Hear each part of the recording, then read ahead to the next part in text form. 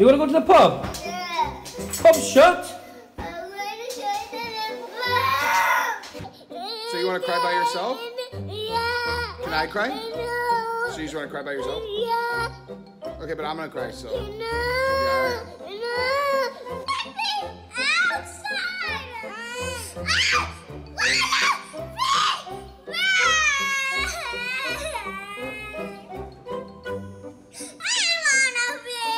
Why do you want a fever? You want a fever because sister has a fever? You had a fever for 2 weeks already. But I want a fever again! I want a fever! Honey, I have no control over that. Give me a fever! I can't.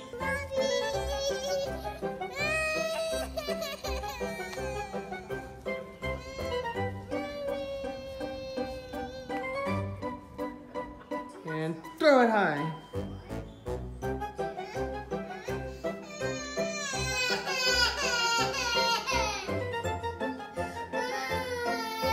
What happened? You didn't fall down, you sat down. Yeah, but Hillary lost and Donald Trump had won.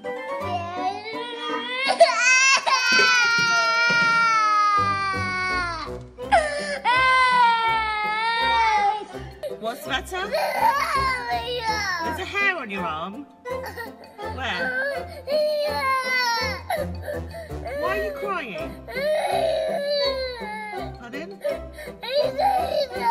Well, take the hair off. It's just a hair. Ja, warum nerven manche Kinder so? Und man könnte jetzt noch stundenlange Videos zeigen. Ihr könntet wahrscheinlich als Eltern noch einige dazu beitragen hier oder als Gott oder Götte irgendwo. Und warum nerven manche Kinder so? So lustig das auf der einen Seite vielleicht erscheinen mag, das Thema hat durchaus wirklich was Ernstes. Und es ist ein wichtiger Aspekt in unserer ganzen Serie Relationship. Als ich zum allerersten Mal in unserem Vorbereitungsteam davon geredet habe, gesagt, ich würde gern einen Sonntag wirklich über das Thema mal machen. Warum nerven manche Kinder so? Waren spontane Reaktionen, soll ich ein paar Exemplare mitbringen? Das waren Lehrer, die das gesagt haben. Andere haben dann gesagt, ja, kenne ich, wohnen über uns. Oder nebendran. Mega. In unserer Straße hätte es zum Beispiel von Haus Nummer 1 bis gefühlt 299 nur nervige Kinder. Wenn die draußen sind, du kriegst kein Auge zu und so weiter und so fort. Also irgendwo kennen wir das alle und wahrscheinlich hat jeder von uns schon mal die Erfahrung im Bus, im Tram, in den Ferien, im Restaurant irgendwo gemacht oder beim Einkaufen. Kinder, die sich auf den Boden werfen und schreien und tobend durch Abteil toben und irgendwie weit und breit siehst du keine Eltern. Oder du siehst so Erwachsene, aber die tun so, als würden die nicht zu den Kindern gehören. Ich kenne das von mir früher noch, ich habe meine Kinder, ich sage nicht wer, aber auch so etwas eigenartig sich benommen haben. Ich habe mich dann irgendwie rumgedreht, wem gehört das Kind hier? Ist das deins hier? Können Sie nicht mal schauen, das ist ja unmöglich und so. Und der meint, wir waren letzte Woche als Office-Staff, haben wir unser jährliche Retreat gemacht, nach viel Pandemie und so weiter. Und wir sind tatsächlich in einem Familienhotel gelandet. Irgendwann abends um 8 Uhr, halb 8, wir haben das Nachtessen extra nach hinten gelegt, habe ich mich ernstlich gefragt, warum um alles in der Welt sind wir in einem Familienhotel? Ich verstehe mein eigenes Geschrei am Tisch nicht mehr. Aber es war große Stimmung, alle waren fröhlich und so weiter. Ja, wir kennen das auch von Kindern, die nicht zur Ruhe kommen können oder sich schlecht konzentrieren können oder dauernd nervös sind. Und wir könnten jetzt auch ohne weiteres über Jugendliche das ausweiten. Warum nerven manche Kinder so? Leute, und die Antwort kann natürlicherweise nicht nur eine sein. Ich sage es gerade zu Beginn. Es gibt etliche Gründe, warum das manchmal passiert und warum wir das erleben. Und wenn du jetzt hier heute live vor Ort bist oder im Livestream das schaust, als Alleinerziehende, als Elternteil und dir sagst, was um alles in der Welt tue ich mir das an? Ich fühle mich schon schlecht, ich brauche die Kirche nicht auch noch dazu. Ich weiß, dass meine Kinder manchmal nerven, es ist wirklich nicht lustig. Dann möchte ich dich bitten, schalt jetzt nicht ab, lauf hier nicht raus. Weil Ich möchte eine Vorbemerkung machen. Ich glaube wirklich, Eltern sein, egal ob wir alleinerziehend sind, wenn Partner und Partnerin das machen, Eltern sein ist häufig auch anstrengend. Und wer gibt schon gerne zu? Wer gibt denn schon gerne zu, dass ihn manchmal die eigenen Kinder sogar überfordern? Und sagt, Leute, es wächst mir einfach über den Kopf. Wir reden schon mal darüber, dass man das Gefühl einen beschleicht, dass man als Vater, als Mutter irgendwo nicht genügt. Dass man irgendwo merkt, ja, ich soll es doch besser machen, aber ich kriege es einfach nicht hin mit den Gofen. Es ist irgendwie, ich bin am Anschlag mit denen. Und wer traut sich schon unter Freunden oder in der Kirche oder sonst irgendwo als Christ den Satz überhaupt auszusprechen, so habe ich mir das mit Kindern nicht vorgestellt. Das darf man ja fast nicht. Dabei wäre es so befreiend und hilfreich, irgendwann mal zu sagen, ey, so habe ich es mir nicht vorgestellt im Leben. Es würde uns helfen, würde uns vielleicht sogar weiterbringen, den Druck nicht falsch zu machen. Und viele kennen das von uns auch, den Spagat zwischen Beruf und Familie, zwischen Elternabende, Kindergarten und allem möglichen, Fußballtraining, dann noch Kirche und dann noch Pandemie, irgendwo den ganzen Spagat hinzukriegen. Es ist wirklich häufig auch nicht nur anstrengend, sondern schwierig, wirklich auch schwierig. Leute, und die tollsten Eltern machen Minimum 20 Fehler am Tag. Und falls du noch keine Kinder hast, schreib dir das auf. Die tollsten Eltern machen 20 Fehler am Tag. Weil keiner von uns ist in dem Sinne perfekt. Der Chefredakteur von der Zeitung Fritz und Frenzy in der Schweiz, er sagt von sich, er hat für besondere anstrengende Zeiten mit seinen Kindern, hat er wie so einen Notfallzettel, wo er dann rausholt und hat er sich ganz verschiedene Wörter, Sätze drauf aufgeschrieben, die er dann anfängt durchzulesen. Und ich zeige euch jetzt nicht alle davon, aber ein paar haben mich sehr beeindruckt. Das ist der eine Satz, da heißt es, ich muss nicht perfekt sein. Das Glück meiner Kinder hängt nicht von mir alleine ab. So ein befreiender Satz, das hilft ihm so. Look, ich bin nicht nur alleine für das Glück meiner Kinder zuständig. Da hat es wirklich auch noch ganz viel andere, Gott, Götti, Nachbarn, Freunde, Familie, erweiterte Familie und so weiter und so fort. Ein zweiter Satz fand ich auch sehr beeindruckend. Da schreibt er, ich versuche meine Kinder nicht anzubrüllen. Also nicht so oft. Höchstens 3-mal im Monat. Sonst verpufft die Wirkung. Den fand ich fantastisch. Sonst verpufft die Wirkung. Höchstens 3-mal. Wenn das so oft macht, hört keiner mehr zu. Chefredakteur von der Zeitung Fritz und Frenzy.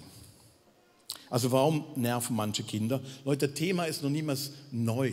Wenn wir bedenken, ja, wir leben in einer komplexen Welt und alles mit digitalen, die Medien und Sachen. Das Thema, dass Kinder nerven, wird sogar in der Bibel schon angesprochen. Man sollte es nicht glauben. Und ich möchte mit euch den Text mal kurz lesen. Und es gibt uns at least eine erste mögliche Antwort, warum Kinder vielleicht nerven. Matthäus Evangelium. Eines Tages brachte man Kinder zu Jesus, damit er ihnen die Hand auflegte und für sie betete. Und die Jünger fuhren sie an und wollten sie wegschicken. Doch Jesus sagte, lasst die Kinder zu mir kommen und haltet sie nicht zurück, denn Menschen wie ihnen gehört Gottes Himmelreich. Er legte ihnen die Hände auf und er segnete sie und danach zog er weiter. Es ist eine interessante Situation da in der Begegnung mit Jesus. Eltern kommen mit ihren Kindern und haben irgendwo das Bedürfnis, jetzt die Kinder sollen doch jetzt von Jesus gesegnet werden. Und die Jünger, all diejenigen, die nah bei Jesus drumherum waren, empfanden das als Störung vom heiligen Betrieb, vom Wesentlichen. Und sagt, was soll das hier mit den Kindern? Komm mal wieder, geh mal wieder beiseite, ihr habt ja überhaupt keinen Platz. Das wirklich Wichtige findet hier statt, hier. Also Kinder, geht mal irgendwo in den Kinderexpress, sonst so in Kids Church und dann sind die versorgt. Aber das wirklich Wichtige findet hier statt. Und das war die Einstellung von diesen Jüngern und wollten sie somit wegschicken. Leute, das Verhalten von den Jüngern, man könnte das leicht auf unsere heutige Zeit, glaube ich, auch übertragen, ist Folgendes. Manche Kinder nerven, weil Erwachsene, Väter, Mütter, Verwandte, Nachbarn, Lehrer und so weiter einfach andere Prioritäten, Zeitpläne oder Vorstellungen haben, ihre perfekte Idee von Elternschaft irgendwo im Kopf und Herz haben und sind dann selbst genervt, wenn es dann nicht so läuft, wie es laufen sollte. Look, manche Kinder nerven, weil wir uns als Eltern, als Erwachsene einfach über sie nerven. weil wir eine andere Vorstellung haben, was jetzt wichtig wäre, was jetzt gemacht werden sollte.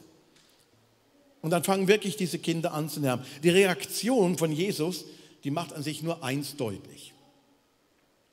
Nämlich indem er sich mit den Kindern, die jetzt dahin gebracht wurden, Unmündige, mit denen er sich solidarisiert, mit den Rechtlosen, mit den Schwachen und mit denen er sich gleichsetzt und Kinder mitten in diese Nachfolgegemeinschaft hineinholt, da führt Jesus die biblische Tradition von der parteilichen Liebe Gottes weiter. Gott ist parteilich. Er hat ein besonderes Augenmerk auf die Rechtlosen. Er hat ein besonderes Augenmerk auf die Schwachen, auf diejenigen, die keine Stimme haben. Und das waren, zur damaligen Zeit waren das definitiv Kinder, diese Geringen. Leute, in dem damaligen kulturellen Kontext, da gab es keine Kinderpädagogik. Keine speziellen Frühförderungen, auch keine Förderung für Menschen, die Schwierigkeiten hatten. Kinder waren einfach, ja, du hast Kinder, die hören dir, bis sie dann irgendwann mal ausziehen. Und Kinder waren dafür da, dass die mithelfen im Alltag, in der Viehzucht, in der Landwirtschaft. Die waren wie dein eigen. Die müssten für die Altersvorsorge schauen. Auch Kinder, die einheiraten, Schwiegertöchtern, das gehörte zum erweiterten Verband. Kinder waren lang rechtlos. Verarmungsprozesse im Alten Testament trafen besonders die Witwen und Kinder und Schwache. Und Gott hat immer für die eine besondere parteiliche Liebe gehabt, gerade für diese Schwachen. Hunger, Krankheit und Tod ist häufig in der Bibel Rede von betraf Kinder, die Geringen, wird häufig von den Geringen gesprochen. Sogar, dass Eltern sich verschuldeten und sogar Kinder verkauften als Sklaven. All das sind Storys aus der Bibel, wo zeigt, Kinder einen wirklich schweren Stand zum Teil. Sie waren die Schwächsten von der Gesellschaft. Und in Zeiten vom Umbruch, gerade im Alten Testament wird man gelesen, bis hin zur Geburt Jesus, den Kindermord in Bethlehem, wo zig Kinder umgebracht worden sind, wurde einfach zack beiseite getan. Und Gott stellt sich wie auf die Seite von den Schwachen, Gott stellt sich wie auf die Seite von den Kindern und Jesus macht das deutlich, lass die in die Mitte kommen. Die haben einen Platz, die sind wichtig und das ist eine parteiliche Liebe Gottes für die Schwachen. Manchmal nerven Kinder, weil wir uns als Erwachsene nerven über sie. Und Jesus sagt, Glück, hab Acht für diese Schwachen. Und er legt später noch einen gewaltig obendrauf.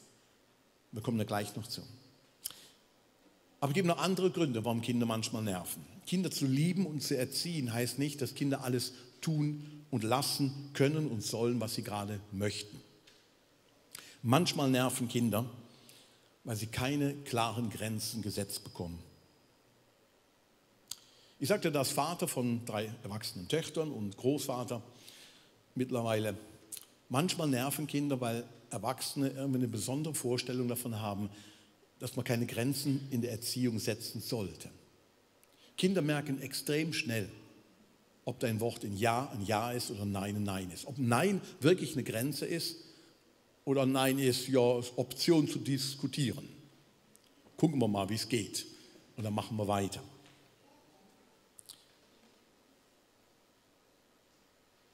Wenn du dein Nein in der Erziehung und dein Ja nicht wirklich auch unterstützt mit dem, was du machst, dann werden Grenzen überschritten und das Überschreiten von den Grenzen hat irgendwann auch Konsequenzen. Kleine Menschen, die nie gelernt haben, Respekt zu zeigen vor anderen kleinen Menschen oder größeren Menschen, werden als große Menschen mühsam. Die nerven auch als große. Und das kann man linear verfolgen. Wenn Menschen das nicht gelernt haben, werden sie auch als erwachsene Menschen sein, die Grenzen überschreiten und nicht Respekt zeigen können.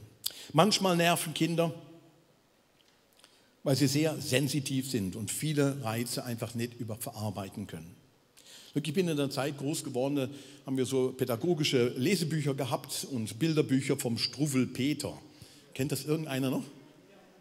Der Manuel Schmid, ohne Haare, Struwwelpeter, ja. Kennst du auch noch? Struwwelpeter und Zappel Philipp, kennt das auch noch einer? Fantastisch, oder? Das waren auch pädagogische Bücher. Wir hatten in meiner Schule, ich kann mich dann erinnern, so ein paar Kinder, das waren so Zappel Philippe. Konnten nicht still sitzen, dies und jenes, und die haben einen draufgekriegt. Jetzt sitzt endlich mal still, jetzt reiß dich mal zusammen. Und glücklicherweise sind wir heute weiter. Und glücklicherweise wissen wir, dass manche Kinder wirklich so ein Syndrom haben, wo sie nicht still werden lässt und sie brauchen Unterstützung, sie brauchen manchmal sogar medizinische Unterstützung, dass wirklich Ruhe in ihr Leben hineinkommen kann. Manche sind so nervig, weil sie wirklich darunter leiden, so viel Reize aufzunehmen und sie nicht richtig verarbeiten können. Und manchmal nerven Kinder, weil Kinder traumatische Erfahrungen gemacht haben und dann auffällige Verhaltensweisen entwickeln. Jedes 4. Mädchen und jeder 7. Junge in der Schweiz wird in seiner Jugend mindestens einmal sexuell missbraucht. 3 von 4 Opfern kennen den Täter oder Täterin, meist sogar sehr gut.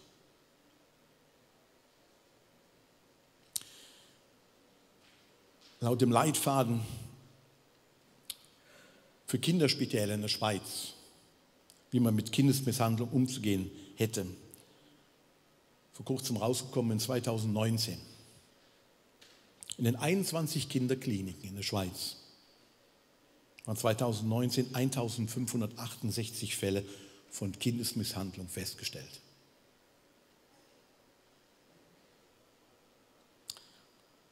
Mit 31% am höchsten körperliche Misshandlung.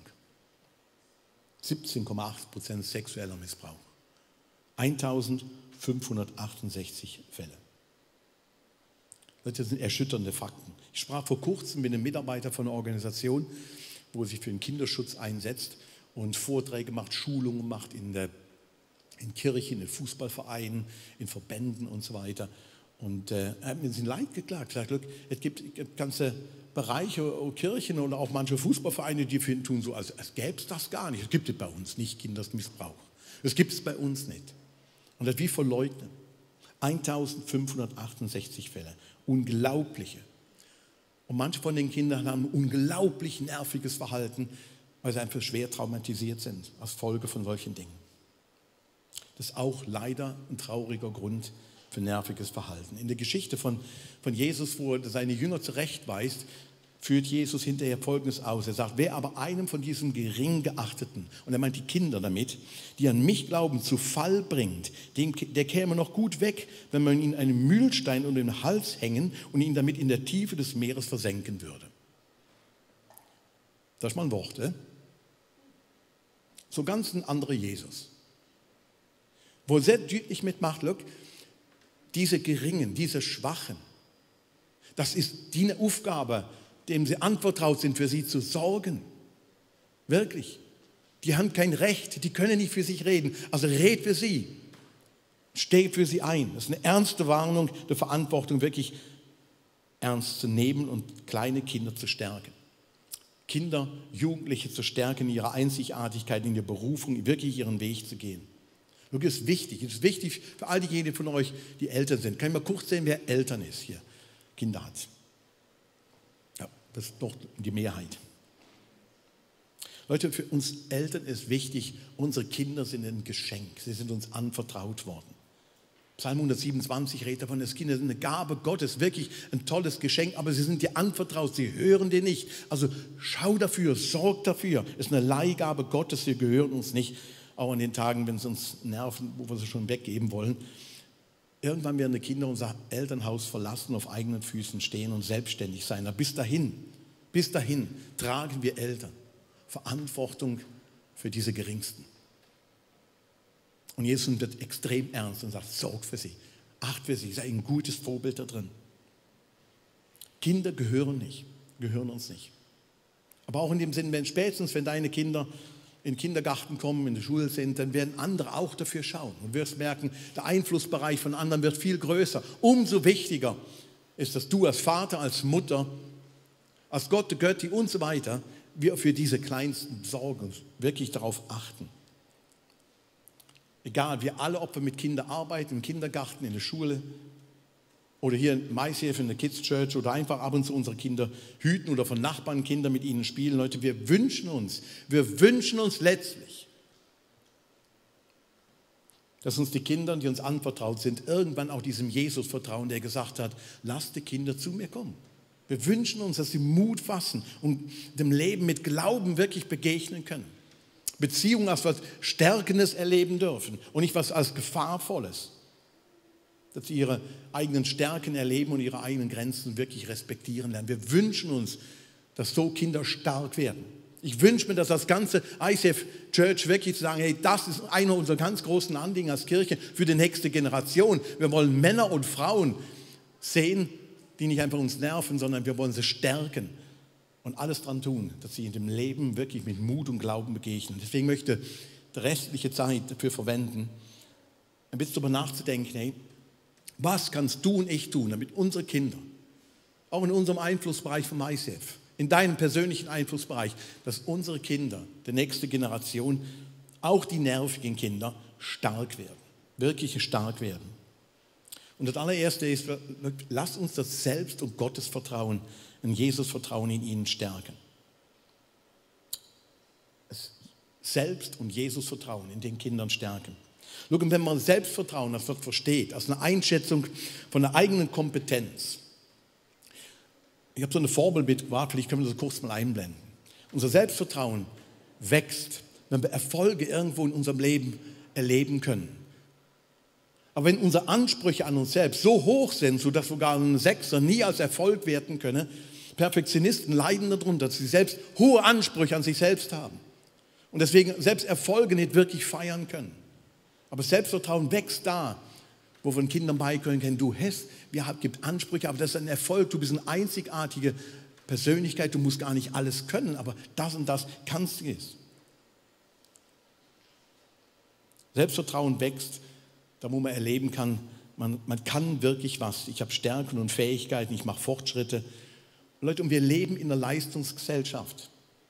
Wir leben alle in einer Leistungsgesellschaft. Wir können nicht einfach darauf ausbrechen. Und spätestens irgendwann in der Schule, im Sportverein oder sonst was, merken unsere Kinder, Leistung zählt bei uns. Leistung wird wirklich gut bewertet und da kriege ich eine bessere Note und so weiter und so fort.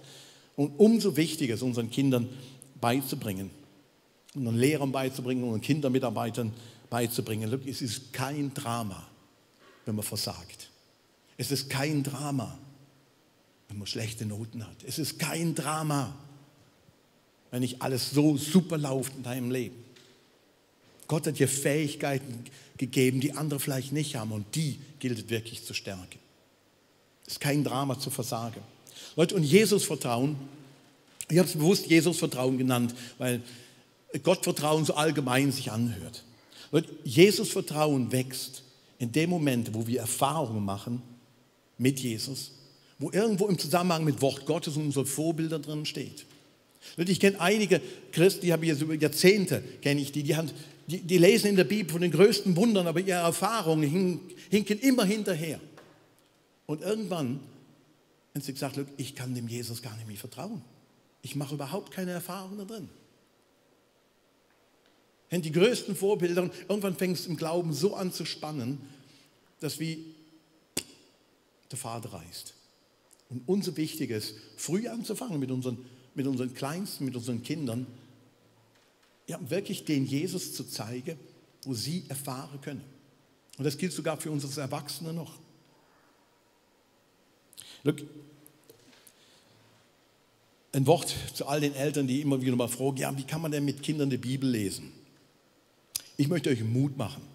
Mut machen als Eltern, als Freunde, als Gott, der Götti, mit euren Kindern die Bibel zu entdecken. Die Bibel zu entdecken, sodass wirklich Jesus-Vertrauen entstehen kann. Leute, und dann macht es einfach keinen Sinn, und hört bitte genau zu, ihr Eltern und alle anderen, dann macht einfach keinen Sinn, wenn ich mit meiner 4-jährigen Enkelin mich hinsetze und die Geschichte von David und Goliath jetzt mal erkläre. Hat er einen Stein genommen, den am Kopf getroffen, hinten den Kopf abgeschnitten. Wenn eine 4-jährige Enkelin von Pepper Woods schon fast Angst kriegt. Kennt einer Pepper Woods? Ja, ein paar wenigstens. Pepper Woods, das ist so harmlos. Ich schlafe immer dabei ein, wenn ich mit ihr schaue. Das ist ja Matschepfütze treten und so ein Quark. Es macht einfach keinen Sinn. Ich glaube, wichtig ist, dass wir altersgerecht unseren Kindern dieses Jesus-Vertrauen beibringen. Was verstehen sie von dem Jesus? Was können sie wirklich lernen? und eine eigene Erfahrung damit zu machen. Und wir haben im ICF, in unserer ganzen Kids Church, haben wir uns auch mal hingesetzt und gesagt, was möchten wir denn wirklich im ICF unseren Kindern mitgeben? Und ich möchte euch ja mal vorlesen, was wir aufgeschrieben haben, was wir im ganzen Kids-Bereich irgendwo versuchen umzusetzen. Wir haben einen Traum als Kirche. Und wir haben das so formuliert für uns, wir träumen davon, dass ICF Kids ein Ort ist, wo Kinder durch Bibelgeschichten Gott kennenlernen, ihm persönlich begegnen und seine Liebe und Kraft erleben. Wir legen Fundamente, damit Kinder zu selbstständig glaubenden Menschen heranwachsen und begeistert Jesus nachfolgen. Wir helfen ihnen, mit Gott ins Gespräch zu kommen und auf das Gehörte konkret zu antworten und ihre eigenen Entscheidungen im Leben mit Gott zu treffen. Es ist uns wichtig, dass wir das Beste geben für unsere Kinder. Unser Wunsch ist, dass ICF Kids die schönste Stunde in der Woche ist. Die schönste Stunde. Und dafür ist uns kein Aufwand zu groß. Und richtig bunt wird es, wenn jeder seine Gaben mit einbringt, sowohl Mitarbeiter als auch unsere Kinder. Das ist unsere Vision. Das ist unsere Vision für ICF Kids.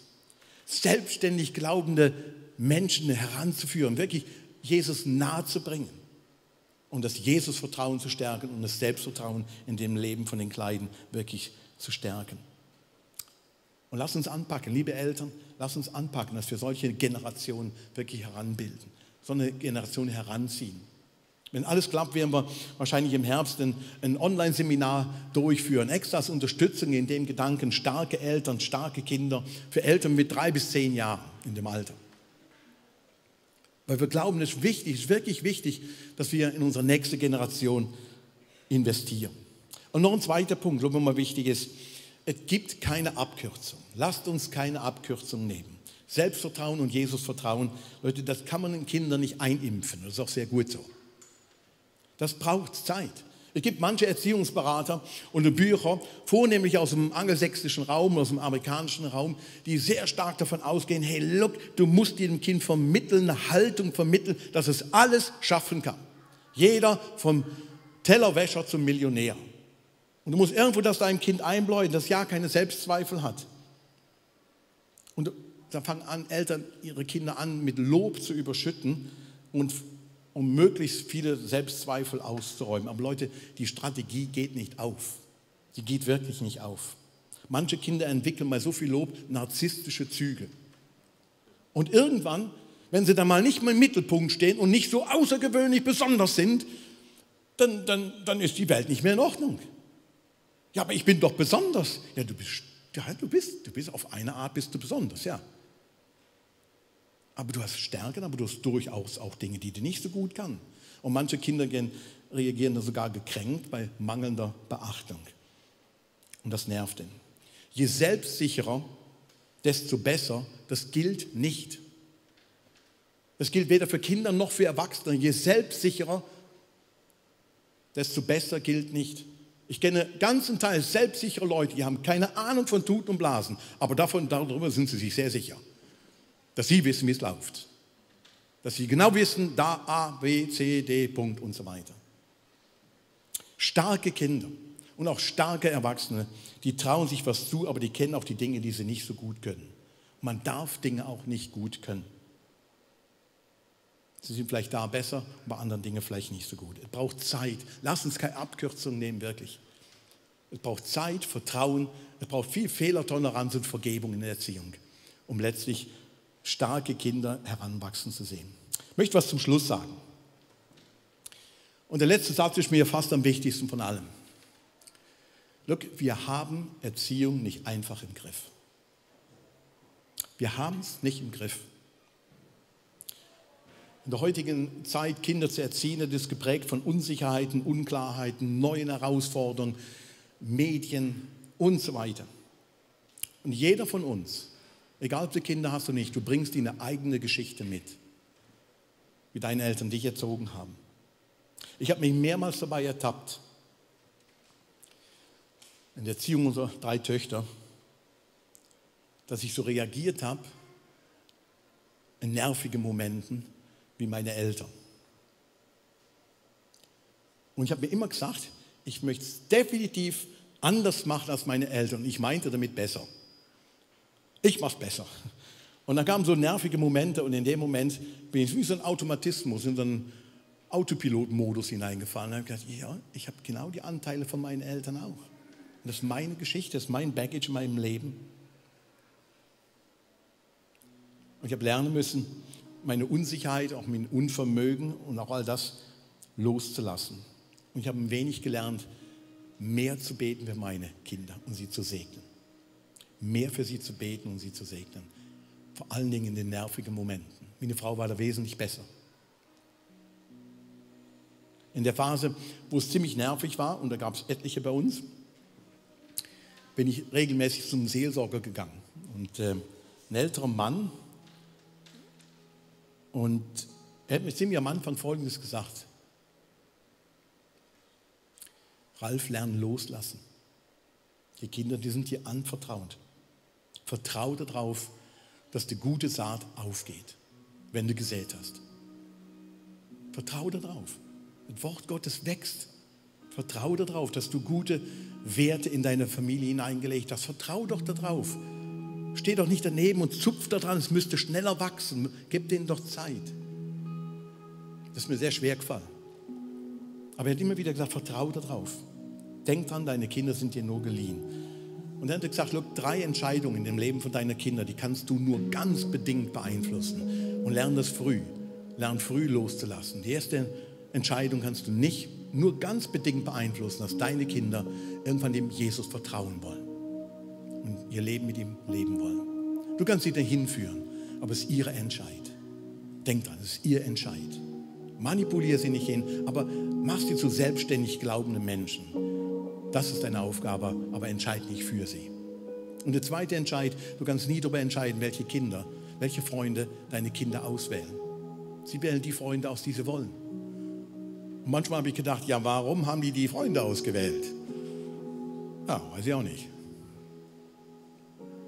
Aber sie wählen die Freunde aus, die sie wählen. Lebt damit. Segne die Freunde. Segne die anderen. Und das dritte, du kannst nicht entscheiden, wenn deine Kinder eines Tages heiraten werden. Yes.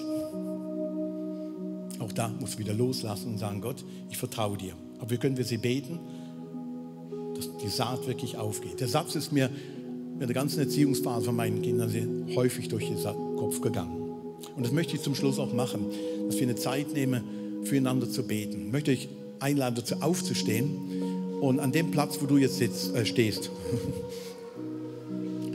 nehmen wir uns eine Gebetszeit. Du kannst einfach für dich persönlich leise oder laut beten. Und zum einen möchte ich heute mal wirklich für unseren ganzen Kinderbereich beten. Von Baby World, Milky Way, Kids Planet, Wildlife, Next Gen. Durch alle Generationen durch sind junge und ältere Leute, Eltern zum Teil mit engagiert, um unseren Kindern irgendwo Selbstvertrauen und Jesusvertrauen weiterzugeben. Und ich möchte euch bitten, heute Morgen mal für die Mitarbeiter zu beten. Weil manchmal nerven Kinder. Vielleicht deine. Aber lass uns darum beten, dass sie stark werden im Selbst- und Jesus-Vertrauen. Und dann lass uns heute Morgen ganz speziell auch für die Alleinerziehenden beten. Für diejenigen, wo in ihrer Lebensplanung wirklich Dinge durcheinander gekommen sind und heute an dem Ort stehen, dass sie sich der Erziehung irgendwie teilen müssen und aber verantwortlich sind. Lass uns bewusst für die Menschen beten und sie segnen, ihnen Gutes wünschen, dass sie immer wieder Weisheit und Kraft haben, das im Alltag umzusetzen. Seid ihr dabei? Dann nehmen wir uns eine Zeit, wo du leise oder laut von deinem Platz einfach beten kannst und ich mache nachher den Schluss. Und Vater im Himmel, wir beten gemeinsam als ganze Kirche, dass die nächsten Generationen Männer und Frauen aufstehen, die wirklich in Selbstvertrauen gelernt haben, dass sie zu sich stehen dürfen, so wie sie sind, und weil sie ein Umfeld haben, wo er an sie glaubt, aber auch sie auffängt, wenn Dinge schief gehen. Und Jesus, wir beten darum, dass die nächste Generation wirklich geprägt ist von so kleinen Männern und Frauen, die viel Vertrauen in dich haben. Ich bete für uns als ganze Kirche, dass wir das lebendig halten, dass die nächste Generation uns geliehen ist und wir nicht einfach darüber verfügen können, sondern wir unser Bestes wirklich hineingeben möchten. Danke, Vater, dass du uns allen hilfst in unserer Elternschaft oder da, wo wir in unseren Freuden die Kinder haben unterwegs sind, dass du uns wirklich Weisheit schenkst, erfüllst mit deiner Liebe und dem Verständnis für diese kleinen Knöpfe.